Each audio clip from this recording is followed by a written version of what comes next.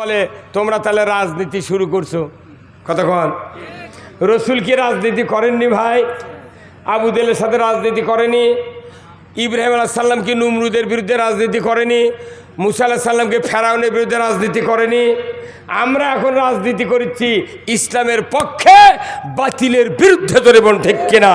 যারা ইসলামের পক্ষে রাজনীতি করবেন, আল্লাহর ইজ্জতের কসম, টুডে অর টুমরো আপনারা জান্নাতি হবেন হবেন হবেন ইনশাআল্লাহ। আমরা কার রাজনীতি করি? আল্লাহর। আল্লাহ তো বলছেন তোমরা নামাজ কায়েম করো, রাজনীতি ছাড়া নামাজ কায়েম হবে না। কারণ আল্লাহ তাআলা কোরআনে সূরা হজের 41 নম্বর আয়াতে বলছেন, আল্লাযীনা ইম্মাক্কান্নাহুম ফিল আরদ আকামুস সালাতা ওয়া আতাউয যাকাতা ওয়া আমারু বিল মারুফ ওয়া নাহাউ আনিল মুনকার ওয়া লিল্লাহি আকিবাতুল উমুর। আল্লাহ বলছেন, ও পৃথিবীর মুসলমান, তোমরা যদি কোনো ভূখণ্ডের শাসনভার হাতে পাও, প্রধানমন্ত্রী হও, রাষ্ট্রপতি হও, সরকার হও, তোমরা 4টা দফা চালু করবে। 1 নম্বর নামাজের আইন, 2 নম্বর জাকাতের আইন, 3 নম্বর ন্যায়ের আদেশ, 4র্থ নম্বর অন্যায়ের নিষেধ। এই 4টা দফা দুনিয়ার কোনো সরকার যদি পৃথিবীর জমিনে চালু করে, আমার আল্লাহ বলছেন জমিনটা হবে জান্নাতের জমিন। তাহলে এই আয়াতের দ্বারা বোঝা যায় তবলিগের কথায়, পীরের কথায়, মৌলবীর কথায়, ইমামের কথায়, বক্তার কথায় মানুষ নামাজ কায়েম করতে পারে। কার কথায় পারে? সরকারের কথায়। আল্লাহর। সরকারের কথা ছাড়া, সরকারের আইন ছাড়া সমাজে নামাজ কায়েম হবে না। তাহলে আমাকে নামাজ কায়েমের জন্যে আগে সরকার ইসলামী বানান লাগবে। সুদ হারাম আমরা করতে পারবো না, কেউ করতে পারবে না। বাংলাদেশের এমন কোনো গ্রাম নাই যে 14.5 আনা লোক সুদের কিস্তির সাথে জড়িত নেই। হ্যাঁ, আর সুদের জাহাজ আবার আছে বগুড়া জেলার। কি কয়? শাক ভাতে খাবো না, গোস্ত খা, স্বামীর কথা শুনবো না, ভাঙ্গা করে থাকবো না, ঝড় বাদল মানবো না, কিস্তি দেওয়া বন্ধ করবো না, যায় আন থাকিতে সাহেবের ডিউটি কোনোদিন অমান্য করবো না। 15.5 লোক প্রত্যেকটা গ্রামে সুদের সাথে জড়িত। ইমাম সাহেব শুক্রবারে মোনাজাত করছে, আল্লাহ আমিন, আল্লাহ দুনিয়ার ভালাই দাও, আখেরাতের ভালাই দাও। যত কিস্তির পাটি আমার গ্রামত আছে সবাই কয় আল্লাহ আমিন। আল্লাহ তখন জিবরাইল কয়, কেরে যারা যারা আমিন করছে ওরকে তবিল থাকাটা দেখতো কি লাভ? সোনার যাই নামাজ যদি নামাজ পড়ি আমরা বাংলাদেশের মানুষ, একটা নামাজ কবুল হবে না, কারণ আমার ইমান নাই। সুদ যারা খায়, সুদের অর্থনীতি যারা মানে, তাদের ইমান থাকে না। কার কথা? আচ্ছা ভাই বলেন তো, অজু করে যদি 22 হারে অজু থাকবে, এই কথা কন, এটা কি মূর্খ মানুষ বুঝান লাগবে? অজু করে 22 হারলে অজু রোজা থেকে দুপুরে 1 থাল ভাত খেলে রোজা থাকবে। নামাজ শুরু করেছি, সূরা ফাতিহার পর আপনার ছেলে বলতেছে, আব্বা উত্তর পাড়ার আব্দুল মজিদ আমাকে একটা গরু খরচ নিয়ে যাচ্ছে। তখন যদি সূরা ফাতিহার পর আপনি কেরায়াত না পড়ে যদি কন, বাবা মসজিদ ওখানে দেরি করবে, আমি নামাজটা পড়ে বাড়াই, হ্যাঁ নামাজ থাকবে। তাহলে আপনি নামাজ ভঙ্গের কারণ জানলেন, অজু ভঙ্গের কারণ জানলেন, রোজা ভঙ্গের কারণ জানলেন, ইমান ভঙ্গের কারণ করলেন না কে? আল্লাহ কোরআনে বলছেন, প্রথমবার বলছেন আহাল্লাল বাইয়া হারামার রেবা, ব্যবসা হালাল সুদ হারাম। কার কথা? আল্লাহ বলেছেন আকিমুস সালাত ওয়া আতুজ যাকাত, মানুষ নামাজ পড়ার কথা, কায়েম করার কথা আল্লাহ কাছে, কিন্তু আমরা সমাজে নামাজই নেই। আছে বাংলাদেশে নামাজির তুলনায় বেনামাজি অনেক বেশি। কি বেশি না? আচ্ছা এটি যদি কই যে গতবারে বগুড়া টাউনে ওই যে আপনার জয়পুরহাটের রাজ্জাক মামা লটারি খেললো না, মাথায় নষ্ট মামা। আচ্ছা কারা কারা লটারি কিনেছিলেন যদি হাত তুলবে? আর কই এটি কমপক্ষে 10 আনা লোক তুলবি। হ্যাঁ, যারা লটারি কিনে এর কি ইমান নাই, যারা সুদ খায় তার কি ইমান নাই, যারা অন্যায় করে আল্লাহর হুকুম মানে না তাদের ইমান নাই। আল্লাহর কথা একটা যদি অমান্য করি আমার ইমান থাকবে না। কি আচ্ছা আপনি সব হুকুম মানছেন, আপনার বেটা যদি এমবিবিএস ডাক্তার হয়, যদি খাতনা না করে ওকে যদি 2 লাখ টাকার চাকরি সরকার দেয়, আপনার ভাই যদি 100 বিঘা জমি আল্লাহ দেয়, ওই বেটাকে বিয়ে দেবার পারবেন? কত মনে গা আপনার বেটা এমবিবিএস ডাক্তার 2 লাখ টাকা বেতন পায়, আপনি বাপ হিসাবে 100 বিঘা জমি আবাদ করেন, কিন্তু একটা এমবিবিএস ডাক্তার খোঁজ পায়া ঘটকাছে করছে যে বিয়ে দিবেন আপনার বেটার সাথে মানাবি, সেই একটা ডাক্তার নিয়ে আসে। কিন্তু ডাক্তারনির বাপ যদি জানে যে ওর সব ভালো, বেতন আছে, সুরত ভালো, বাপের অবস্থা ভালো, কিন্তু গায়ের মধ্যে যদি কয় বা সব তো ভালো করলু, কিন্তু ওই ওর বেটা খাতনা করেনি, ফকিন্নির বিটি বিয়ে বসবে?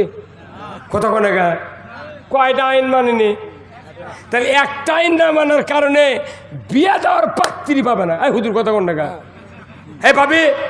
তে আল্লাহর একটা আইন মানলে যেঙ্কা বিয়ে হবার পারবে না, ওই রকম যে কোনো একটা আইন যদি অমান্য করি আমাদের ভেতরে ঈমান থাকে না। আল্লাহ কোরআনে বলছেন, ইয়া আইয়ুহাল্লাযিনা আমানু লা তাকুলুর রিবা, ঈমানদাররা সুদ খায় না। জোরে বলুন ঠিক কিনা? আজকে বাংলাদেশে সুদের অর্থনীতি চলতেছে, সুদে পুরো বাংলাদেশ নিমজ্জিত হয়ে আছে। হ্যাঁ, সিসি লোন করে কোটি কোটি টাকার ব্যবসা করছে, করে বছরে 6 বার উমরা করে আর 1 বার বড় হজ করে, তা আবার ওটি থেকে এসে করছে 6 বার চুমা দিছি, হজরে আসাদত 6 বার চুমা দিছি। তখন আল্লাহ কয় জিবরাইল, কে রে তুই যে টাকা দিয়ে হজ করছু তোর ওই টাকায় তো লড়াই চলবে না। কত উনি এসে আবার পাথরও চুমা দেওয়ার অ্যাডভার্টাইজ করছে। তখন জিবরাইল আল্লাহ কয়, আল্লাহ ই তো পাথর গিলে খেলেও তো কিছু হবে না। কি ওই দিন আল্লাহ রাগ করে করোনা দিয়ে 2 বছর হজ বন্ধ আছিল, আর আমাকেও আল্লাহ মসজিদে তো ঢুকতে দেয়নি। সরকার কাছে 5 জনে নামাজ পড়, ঈদের মাঠে যাবার পারবো না, তুই ঘরের মধ্যে পড়। আবার ওই অবস্থায় যে মানুষগুলো মরছে, বাপ মরেছে, বেটা হাত দিয়ে লাড়েনি, পাও দিয়ে ঠেলা দিয়ে কব্বরত নেমে দিয়েছে। এইগুলো দেখেননি আপনারা? দেখেননি? এটা আল্লাহর কেউ চোখত বাল নেয়নি যে এরা কি করছে। আর মুখগুলো এই ভাই কতক্ষণ টাকা? হ্যাঁ, এখনো মানুষ 46 বছর বয়স এখনো 5 ওয়াক্ত নামাজ ধরেনি, কোথায় চেষ্টা করিচ্ছি কি সেই দেশে ইসলাম বিজয় হবে না, বহু দেরি আছে। এই জন্য আপনাকে করতে হবে কি, ব্যক্তি সংশোধন। 1 মাসের মধ্যে আপনার বাড়ি ঠিক করতে হবে, স্ত্রী বলতে হবে তুমি পর্দায় থাকো, কোনো মার্কেটে যেতে পারবে না। বেটাক বলবেন যে এই তুই আমার ছেলে, যদি তুই নামাজ না পড়িস তুই এই বাড়িতে বার হয়ে যা, 1 কাঠা সম্পত্তি তোক দেবো না। এইরকম কঠোর হওয়া লাগবে না।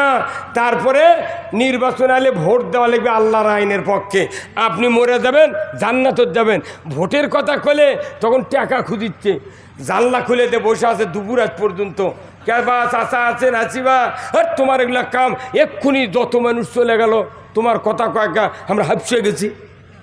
এই কথা কর, একটা ভোটার 4-5 জনের থেকে টাকা নেয়, লিয়া আসল জায়গা ভোট না দিয়া কচু মার্কা নেতা ভোট দিয়া এই দেশটা শেষ করে দিছে। হ্যাঁ কতক্ষণ? এই জন্য আর নয়, আমরা আল্লাহর আইন চালু করতে চাই গণতন্ত্রের মাধ্যমে। ধরে বলুন ঠিক কিনা? যদি আপনি এই কাজ করতে পারেন, এটা ডাইরেক্ট আল্লাহর হুকুম। আল্লাহ কোরআনে সূরা মায়দায় বলেছেন 8 নম্বর আয়াতে, ইয়া আইয়ুহাল্লাযীনা আমানু কুনু কাওয়ামিনা লিল্লাহি শুহাদা বিল কিসত ওয়া লা ইয়াজরিমান্নাকুম শানানু কওমিন আলা আল্লাহ তা'দিলু ইদিলু হুয়া আকরাবুল তাকওয়া আত্তাকুল্লাহ ইন্নাল্লাহা খাবীরুম বিমা তা'মালুন আল্লাযীনা আমানু ওয়া আমিলুস সালিহাতি লাহুম মাগফিরাতু ওয়া ইনদাহু আজরুন আযীম। সূরা মায়দার 8 নম্বর, 9 নম্বর, 10 নম্বর আয়াত আল্লাহ বলেছেন, ও পৃথিবীর ইমানদাররা, তোমরা আল্লাহর বিধানসমূহ পূর্ণরূপে কায়েমকারী হয়ে যাও। কোনো বিশেষ সম্প্রদায়ের শত্রুতার ভয়ে তোমরা ন্যায় বিচার থেকে বিরত থাকো না। ইদিলু, ন্যায় বিচার করো। হুয়া আকরাবুল তাকওয়া, এটা হলো খোদাভীতির অধিকতর নিকটবর্তী। জোরে কোন আল্লাহু আকবার। যারা আল্লাহর বিধান কায়েমের চেষ্টা করে ওই ব্যক্তিরা আল্লাহকে বেশি ভয় করে। কার কথা? আবার ভাইরা, কেমন করে আল্লাহকে ভয় করে? আল্লাহর রাসূল মদিনায় হিজরত করলেন, ইসলামী রাষ্ট্র কায়েম করলেন। প্রথম যুদ্ধ হলো বদরের যুদ্ধ, দ্বিতীয় যুদ্ধ হলো উহুদের যুদ্ধ। আল্লাহর নবী 1000 সাহাবী তৈরি করার জন্য, রেডি করার জন্য মদিনার আনসার মুহাজিরকে ডাক দিলেন। একত্র করতে করতে 999 জন তৈরি হয়ে গেল। একজন সাহাবী হযরতে হানজালা রাদিয়াল্লাহু তাআলা আনহু, উনি রসুলের সামনে হাজির, যুবক মানুষ। আল্লাহর নবী বললেন, হানজালা তুমি কি জন্য এসেছো? বলে, হুজুর আমি উহুদের ময়দানে যুদ্ধ করতে চাই।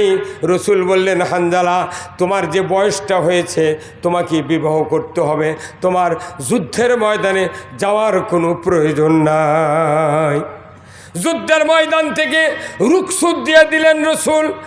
হযরত হানজালা বাড়িতে গেলেন, বিবাহের কাজ শুরু করে দিলেন।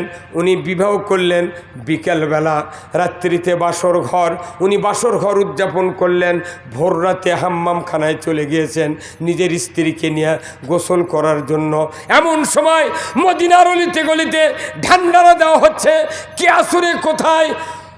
উহুদের প্রান্তরে কুতিলা মুহাম্মদ, ইসলাম পরাজিতর পথে কে আসরে তরবারি নিয়ে মদিনার থেকে বেরিয়ে উহুদের ময়দানে যাবে, ইসলাম বিজয় করার পক্ষে তোমরা যুদ্ধ করবে, কে আসো? ঢান্ডারা বাঁধানো হচ্ছে। হযরতে হানজালার কানে পড়ে গেল। স্ত্রীকে বললেন, প্রাণের স্ত্রী, মুহূর্তকাল আমি দেরি করব না, আমাকে তরবারি দাও, যুদ্ধের পোশাক পরিয়ে দাও, আমি উহুদের ময়দানে যুদ্ধ করতে যাব রসুলের পক্ষে, ইসলামের পক্ষে। জোরে কোন মারহাবা। ওনার স্ত্রী বললেন, প্রাণের স্বামী আপনি তো যুদ্ধ করবেন, ঠিক আছে, বাধা দেব না, তরবারি দেব, যুদ্ধের পোশাক দেব। হুজুর আপনি দয়া করে আপনি ফরজ গোসল করেন, আপনি দয়া করে ফজরের নামাজ পড়েন, তারপরে আপনি উহুদের ময়দানে যান। হযরত হানজালা বললেন, প্রাণের স্ত্রী, গোসল করতে গিয়া যদি আমার নবী শহীদ হয়ে যান আর ইসলাম যদি পরাজিত হয়ে যায়, আমি হানজালাকে আসামির কাঠগড়ায় দাঁড়াতে হবে। হযরত হানজালা স্ত্রীর কাছে যখন এই আশা ব্যক্ত করলেন, স্ত্রী আর দেরি করলেন না, তরবারি হাতে দিয়ে দিলেন, যুদ্ধের পোশাক পরিয়ে দিলেন। উনি এক দৌড়ে উহুদের ময়দানে গিয়া রসুলের সাথে সাক্ষাতের আগেই তরবারি নিয়ে যুদ্ধের ময়দানে নেমে পড়লেন। এক এক করে কাফেরদেরকে জাহান্নামে পাঠিয়ে দিয়ে নিজেও শাহাদত বরণ করলেন। মদিনায় খবর গেল, হানজালার স্ত্রী তোমার স্বামী শাহাদত বরণ করেছে। এই কথা শোনার সাথে সাথেই হযরত হানজালা রাদিয়াল্লাহু তাআলা আনহার স্ত্রী উহুদের ময়দানে রসুলের সামনে হাজির হয়ে গেলেন। উনি বললেন, ইয়া রাসূলুল্লাহ, ইয়া হাবিবাল্লাহ, আমার স্বামী হানজালা বাসর সহ্য উদযাপন করেছে কিন্তু গোসল দেয় নাই। আমি শুনেছি যারা শহীদ হয় রক্তাক্ত অবস্থায় গোসল ছাড়া আপনি দাফন করেন, কিন্তু আমার স্বামী ফরজ গোসল হয়েছিল তার উপর, কিন্তু গোসল করে নাই। আমি তাকে নামাজও পড়াতে পারি নাই, নামাজ পড়ে নাই, ফজরের নামাজ কাজা করেছে, গোসল দেয় নাই। ইয়া রাসূলুল্লাহ, আমি শুনলাম আমার স্বামী শাহাদত বরণ করেছেন, তার লাশটা আমার হাতে দিয়ে দেন, আমি তাকে স্বহস্তে গোসল করায় দেব, তারপরে আপনি সাহাবাদেরকে নিয়ে মাতফুন করবেন। নবীজি বললেন, ওগো হানজালার স্ত্রী, হানজালা তো আমার সাথে দেখা করে নাই, কখন শাহাদত বরণ করলো? আমি তো তাকে বিবাহ করার জন্য ফেরত পাঠিয়ে দিয়েছিলাম, কোথায় সে শাহাদত বরণ করলো? উনি বললেন, ওনার স্ত্রী বললেন, ওয়াল্লাহি, আল্লাহর কসম, হযরত হানজালা শাহাদত বরণ করেছেন, আমি তরবারি দিয়েছি, যুদ্ধের পোশাক পরিয়ে দিয়েছি। স্ত্রীর বারবার বার্গেনিং শোনার কারণে আল্লাহর নবী বললেন, ও আবু বকর, ও উমর, উসমান, আলী, কে আছো আমার সাহাবীরা? দেখো তো উহুদের ময়দানে কতজন সাহাবীর লাশ শাহাদত বরণ করেছে, তোমরা একটু একত্রিত করো। সাহাবারা 69 জন সাহাবীর লাশ একত্রিত করে শোয়া দিলেন। জোরে কন্যা মারহাবা। 69 জন লাশ, শহীদদের লাশ কাতারবন্দি করে শোয়া রেখেছেন। আল্লাহর নবী এক এক করে প্রত্যেকটি শহীদের চেহারা দেখলেন। এই চেহারা দেখার পর আল্লাহর নবী বললেন, ওগো হানজালার স্ত্রী, কোথায় তোমার স্বামীর লাশ? এই লাশটা তো আমার চোখে পড়ছে না, কোথায় হানজালার লাশ? এইবার ওনার স্ত্রী চোখের পানি ছেড়ে দিয়ে বললেন, ওগো আমার নবী, আমি নিজে হাতে তরবারি দিয়েছি, আমি যুদ্ধের পোশাক পরিয়ে দিয়েছি, অবশ্যই আমার নবী, আমার স্বামী এখানে এসে শাহাদত বরণ করেছেন। আল্লাহ একবার শহীদদের দিকে নজর করলেন, আবার আরশের নিচে নজর করলেন। আল্লাহ তাআলা বুঝতে পারলেন, জিব্রাইল মুহূর্তকাল দেরি করো না, যে হানজালা উহুদের ময়দানে গোসল বন্ধ করে, ফজরের নামাজ বন্ধ করে যুদ্ধের ময়দানে এসে ইসলাম বিজয়ের জন্য তরবারি দিয়ে যুদ্ধ করে করে নিজে শহীদ হয়ে গিয়েছেন। আমি রব্বুল আলামিন ওই হানজালার শহীদদের উপর শাহাদতের জন্য আমি এত খুশি হয়ে গিয়েছি, আমি চতুর্থ আসমানে হাউজে কাউসারের পানি দিয়া রহমতের ফেরেশতা দিয়া গোসল করা দিচ্ছি। আর একটু জোরে বলা কেন সুবহানাল্লাহ। গোসল করে নাই, ফজরের নামাজ পড়ে নাই, জোরে বলুন ঠিক কিনা?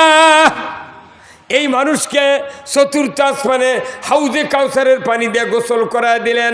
আল্লাহ বুঝাতে চাচ্ছেন, ও দুনিয়ার মানুষ, নামাজের চেয়ে দামি আবাদত ইসলাম বিজয়ের কাজ করা, অজুর চেয়ে গোসলের চেয়ে দামি কাজ হলো ইসলাম বিজয়ের আন্দোলন করা, ইসলাম বিজয়ের রাজনীতি করা, জোরে বলুন ঠিক কিনা?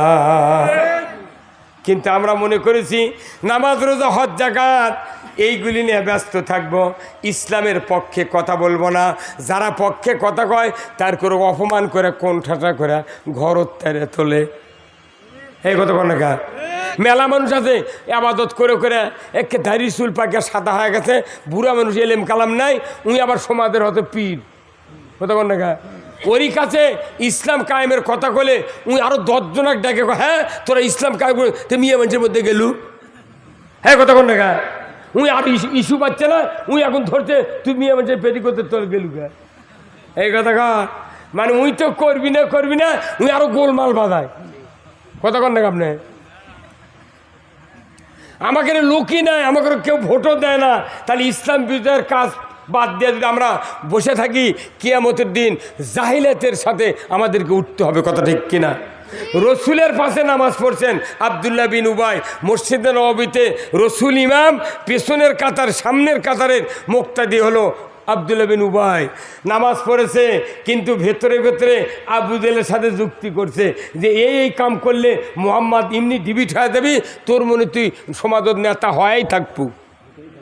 কি এই কাম করেছে, মরার আগে আমি বুঝে পারছে আমি যে তলদে ক্ষতি করছি মোহাম্মদের আর ইসলামের, আমার তো বাঁচার উপায় নাই। তখন করছে যে ইয়া করা লাগবে, ওই বাবা আমি মরে গেলে তোমরা যার নতুন কাপড় চুপুর কেনো না কাপড়ের জন্যে, তোমরা ওই নবীর একটা জুব্বা এনে আমাকে পরে দেবে। কি এনে? নবীর গায়ের জুব্বা। এখন মানুষ জুব্বা গাছ দেয় কৃষক জানেন, ওই কব্বরে আযাবত থেকে বাঁচার জন্য। কি সারা জীবন জুব্বা গাছ দেয়নি, শার্ট প্যান্ট ফিন্দে দুনিয়ার চাকরি করছে, সব করছে, কিন্তু হজ করে আসে জুব্বা গাছ দিচ্ছে। এই কথা কন না আপনারা, হ্যাঁ? এই জুব্বা কি হজ করলে গাছ দেওয়া লাগবে না রসুলের আদর্শ হিসাবে পোশাক তৈরি করতে হবে? কথা ঠিক কিনা? হ্যাঁ, কোথায় মুসলমান? এই আব্দুল্লাহ বিন উবাই বলল, বাবা আমার ভয় হচ্ছে যদি নবীর জুব্বা গাছ দিয়ে না শুই, আমাকে চাকা দিবি। সেই দিনই ব্যাটা করে কথা, বাবা রসুল একটা জুব্বা এনে কাপড় পরার বা মারা গেলে রসুলের জীবদ্দশায় এই ঘটনা। আব্দুল্লাহ বিন উবাই মারা গেছে, বেটারা রসুলের কাছে বলছে হুজুর একটা জুব্বা দেন, আমার বাপের ওসিয়ত। তখন জুব্বা দেশে আবার বলছে হুজুর আপনি এনা জানাজা করবেন। আচ্ছা যাও, তারপরে আমার বাপের জন্য এনা দোয়া করবেন। রসুলের জুব্বা, রসুল ইমাম, যে জানাজার রসুল ইমাম, তার জন্য কি কোনো টেনশন আছে ভাই?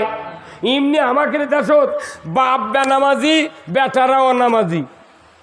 কথা কনে গা, বাপ বেনামাজি, বেটারা অনামাজি, তাহলে দুই গ্রুপ কি একই। এখন ওই বেটাকে তো নামাজ পড়ে না বেটারা, ওই মাথার গামছা দিয়ে ওই জানাজাত খাড়া হতে, 4 বেটা খাড়া হতে, আর বাপ তো মরিছে বেনামাজি। এখন জানাজা করছে ওই জামিল মাদ্রাসার মোতামিম। কতক্ষণ বিরাট মুক্তি মানুষ জানাজা শুরু হবে, তখন চার বেটা করছে যে মর্দক ইমাম বানাছি আমার বাপ জান্নাতত গেছে। আর আল্লাহ করছে পাগল তোর মাথা ঠিক আছে, নবীর দোয়া ফেল করে দিছি। আরে তুই বেনামাজি পাশে আসছু তাই বেটা, তুই জানাজা করে পারলু না, তুই এই মুফতিক জানাজা করে পড়ার জানাজা জিন্দিগিতে চোখের পানি কোনো ইমামের বাড়াতে পারে না। হে কথা কন, আমার রসুল বলছেন আপনি যদি মৃত্যুর সময় ইমানের মৃত্যুবরণ করতে চান, নিজের একটা সন্তানকে কোরআন পড়ানোর জন্য হাফেজ আলিম তৈরি করেন। কয়জনের ঘর জানাজা করার লোক আছে কোন তো? কোরআন পড়ার লোক আছে? বাপ মরবেন লাগে মসজিদের ইমাম মাদ্রাসার হুজুরক ডাক্তারের কাছে, হুজুর আসেন হুজুর, আমার বাপের মনে হয় জাকানদানি শুরু আছে, যা থেকে হুজুর আলু তুলবের গেছে। ওই আলু তুলে আসতে আসতে জান কবজ করে নিয়ে করতোয়া পার হয়ে গেছে। এই কথা কর, আল্লাহ রসুল বলছেন তুমি যদি ইমানের মৃত্যুবরণ করতে চাও তাহলে তোমাকে একটা সন্তান কোরআন পড়নেওয়ালা বানাতে হবে। কথা ঠিক কিনা? আমরা নিজেদের বেটাকে কোরআন পড়নেওয়ালা বানাই না, যার কারণে মানুষের বেটা যখন মুলিবি হয় তার করে গালেই, ওর বেটা যদি মুলিবি হলে গালে হেনে। হ্যাঁ কথা কন, শেখ হাসিনার একটা বেটা উই যদি কামেল পাস করে মিশর আল আজহার থেকে বিশ্ববিদ্যালয়তে কামেল পিএইচডি করে আসলো নি, তাহলে শেখ হাসিনা জীবনে করলো না যে উই রাজাকার। কথা কন, একটা এমপি মন্ত্রীর বেটা কি মুন্সি আছে? নাই। ওই গরিব মানুষের বেটারা ইমামতি করে, নামাজ পড়ায়। আমি কই যে তোরা এত গাইলাস, তাও এই দেশের মুন্সিরা এখনও জানাজা করতে আছে। আমার এলাকাতে আমি করছি, তোরা যতই গাইলা জানাজা করার তোর কেউ নাই, যদি জোর করে দাঁড়িয়ে দিস খালি আল্লাহ আকবর কা মুখ লড়ামো, একটা দোয়া কমলো কি বাটাম ফাটাবি। এই দেশের শতকরা 95 জন লোক জানাজার দোয়া জানে না। হ্যাঁ কতক্ষণ আল্লাহুম্মা গফিরলি হাইয়িনা ওয়া মাইয়িতিনা ওয়া শাহিদিনা ওয়া গায়বিনা ওয়া যাকারিনা ওয়া উনসানা ওয়া আল্লামা মান আইয়াতাহু মিন নাফাহি আল ইসলাম ওয়া মান তাওফাইতাহু মিন নাফা তাওফাহু আলাল ঈমান। এই দোয়াটা শতকরা 95% লোক জানে না। তাহলে উই জানাজা করছে 60 বছরে কমপক্ষে 1600 জানাজা করছে। তাহলে উই একটা জানাজার দোয়া কয়নি, উই মলেও দোয়া পাবে না। হ্যাঁ কথা কন, তাহলে আপনি কোরআনও শুনলেন না।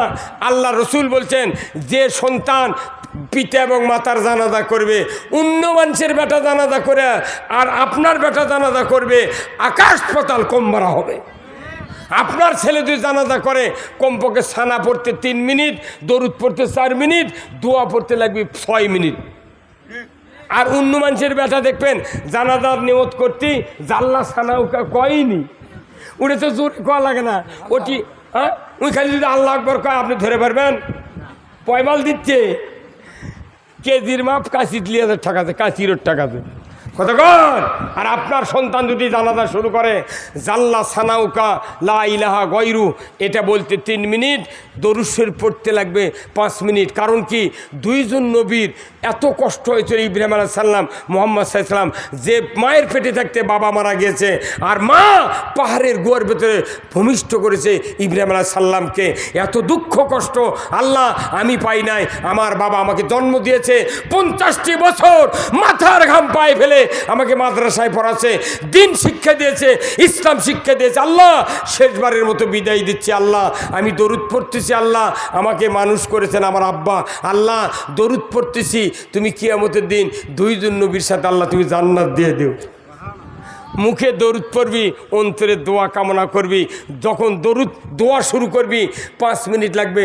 চক্ষুতে যদি রসুল বলছেন 1 ফোঁটা মাছির মাথার পানির মাথা মতো যদি 1 ফোঁটা পানি নাকের ডগার দিকে গড়ায়া দিতে পারে, আমার রসুল বলছেন ওই পিতা মাতার জীবনের সব গুনাহ আল্লাহ খাটনিতেই মাফ করে দেবে।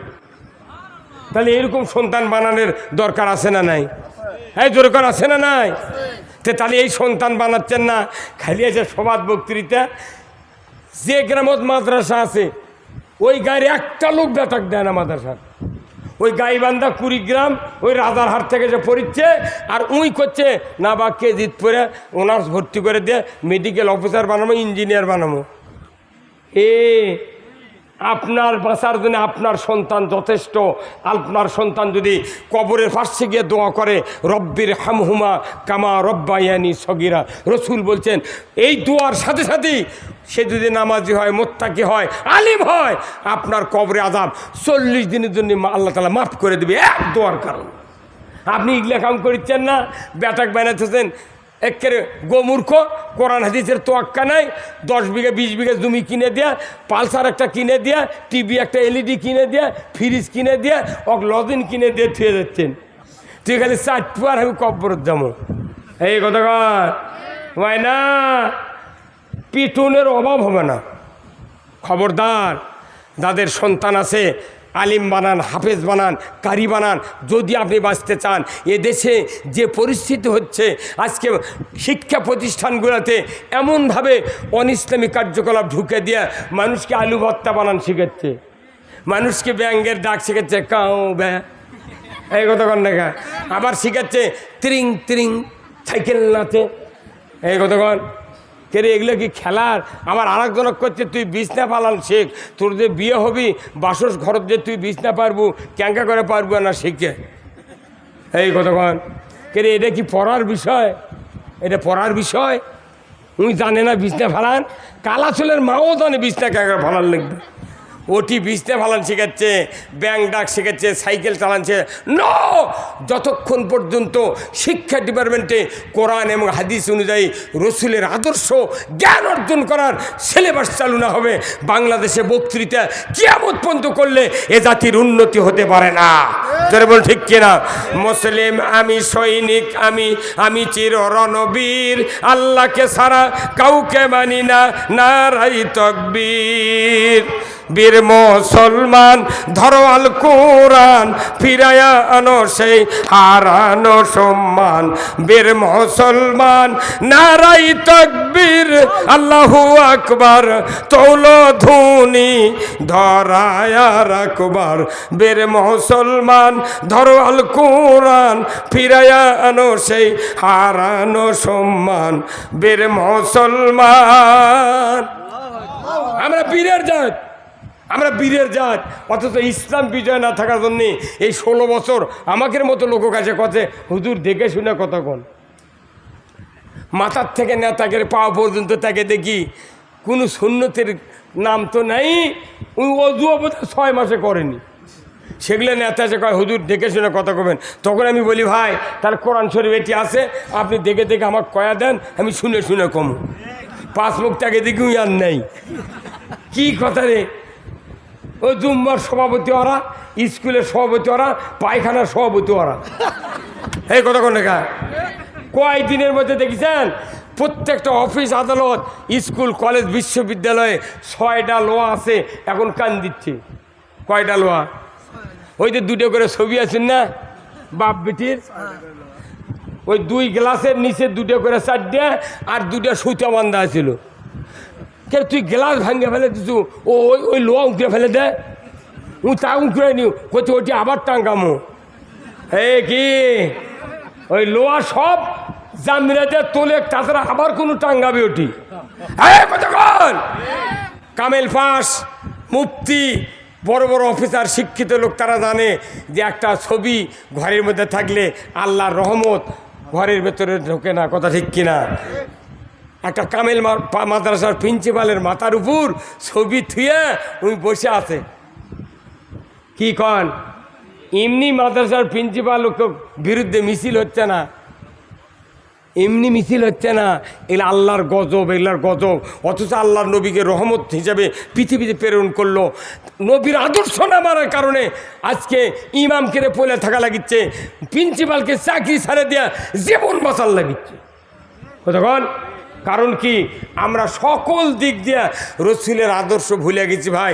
এই জন্য আসুন, আল্লাহ তাআলা বলছেন লাকাদ কানা লাকুম ফি রাসূলিল্লাহি উসওয়াতুন হাসানা, রসুলের জীবনের ভেতরে আমাদের জন্য উত্তম নমুনা আছে। এই আদর্শগুলা একের পর এক পড়ে শুনে ইমামকে বলে, ইমাম সাহেব আপনি রসুলের আদর্শের তালিকা আমাদেরকে দেন, এই তালিকাগুলো আমরা মানব, কিয়ামতের দিন রসুলের সাথে আমরা জান্নাতে থাকতে চাই।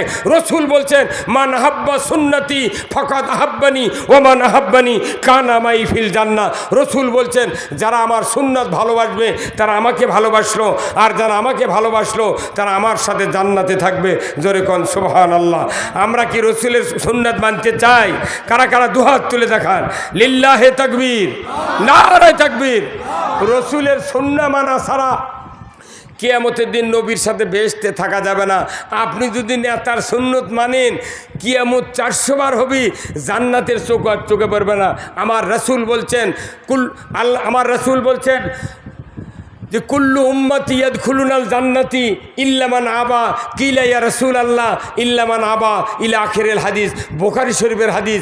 রসুল বলছেন কিয়ামতের দিন আমার সমস্ত উম্মত বেহেশতে যাবে, ইল্লা মান আবা, যারা আবা হবে তারা বেহেশতে যেতে পারবে না। সাহাবারা বললেন ইয়া রাসূলুল্লাহ আবা কারা? রসুল বললেন যারা আমার ইতাআত করেছে, আমার আদর্শ মেনেছে, আমি নবীর মতো আমার মতো ধর্মনীতি, অর্থনীতি, সমাজনীতি, রাজনীতি, আমার মতো বিবি বাচ্চা পালন, সংসার পালন, দিনদারি, দুনিয়াদারি করেছে, এরাই হলো আমার উম্মত, এরা আমার সাথে জান্নাতে যাবে।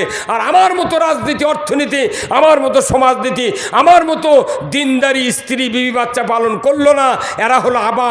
জান্নাতে যাওয়া তো দূরের কথা, জান্নাতের সুঘ্রাণ তাদের নাকের ডগার কাছে পৌঁছান হবে না। কি আফসোস হবে তখন। বক্তৃতা যতই শুনি, যতই লেখাপড়া করি, রসুলের আদর্শ ব্যক্তি পরিবার থেকে শুরু করে বঙ্গভবন পর্যন্ত, গণভবন পর্যন্ত আমাদেরকে ইসলাম মানতে হবে। এই ইসলাম মানা ছাড়া পৃথিবীর জমিনে 1 ইঞ্চি জায়গা শান্তি হতে পারে না। আজ থেকে